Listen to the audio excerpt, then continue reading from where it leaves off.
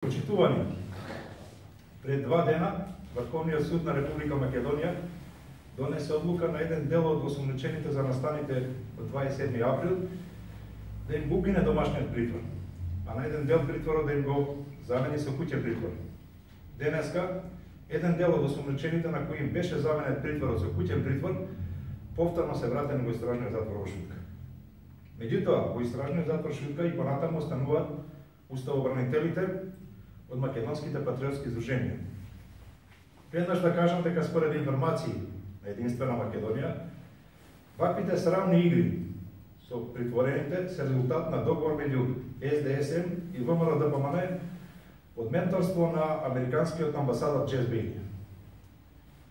Со овие игри на владечката партија Погреб за Македонија, составена од СДСМ и ВМРО-ДПМН, целта е да се пуштат во истражниот затвор сите оние за кои се заинтересирани во ВМРО-ДПМН, а за возврат ВМРО-ДПМН се враќа во собранието за да учествува во донесување на законите за разнебитување на Македонија.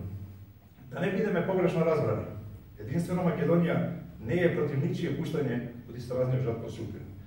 Впрочем, за настаните од 27 април, единствено нашата партија, Единствена Македонија, имаше поактивна улога за ослободување на кривично гонење на сите притворени.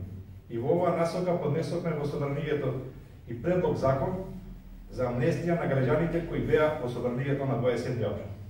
Исто така, Единствена Македонија постојано подсетува дека граѓаните на 27 април влегува во собранието со силна верба дека го бранат уставниот поредок, а не да нападнат конкретни лица и било кој да беше на местото на нападнатите, ќе се случеше истото, бидејќи претходно се создаде атмосфера дека е загрозен уставниот поредок. Впрочем, и председателот Иванов, при давање на мандатот на Зоран Заев, бараше гаранции.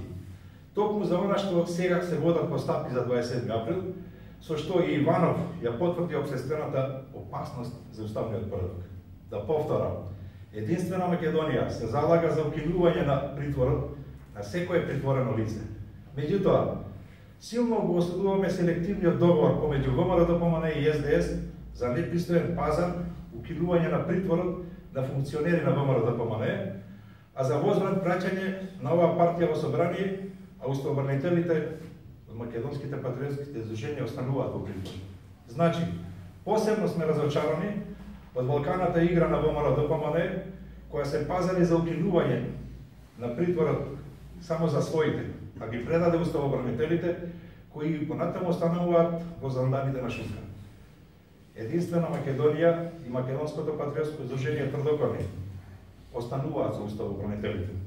И како досега продолжуваме со нашата помош за семејствата на притворените уставобранители и со битката за нивно ослободување со конкретни чекори во наредниот период. Еден од важните приоритети на новата легална власт на Единствена Македонија ќе биде целосно расчистување на сценариото на настаните од 27 април во собранието. Сите од владечката коалиција Погреб за Македонија, составена од ВМРО-ДПМН и СДС, кои учествувале во оваа валкана игра, со човечките судбини на уставобранителите, ќе одговараат. И благодарам. Може ли прашање? Повелете. Малку надвор од темата, значи пред 2 дена Министерството за надворешни работи го протера рускиот дипломат од Македонија. Како вашата партија го коментирате ова? Колку што знаеме, се уште не е протеран рускиот дипломат и дека се уште и председателот на државата даде некои насоки да размислат дали ќе се протерат.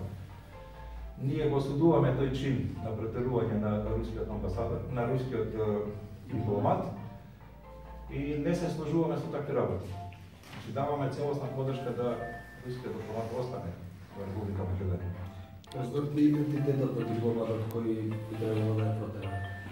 Може да имаме, може да немаме информации, тоа ќе остане наша тајна и не сакаме тоа во јавност, дека официјалните лица на владата не го дадат. Русија се заканеше околу значи одлука на Не, сака Русија даде една забелешка дека доколку Што може да се очекува?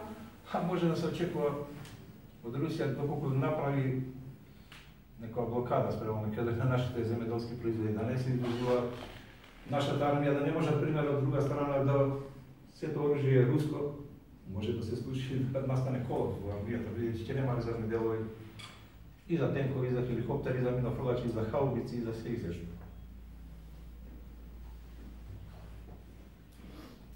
Благодарам.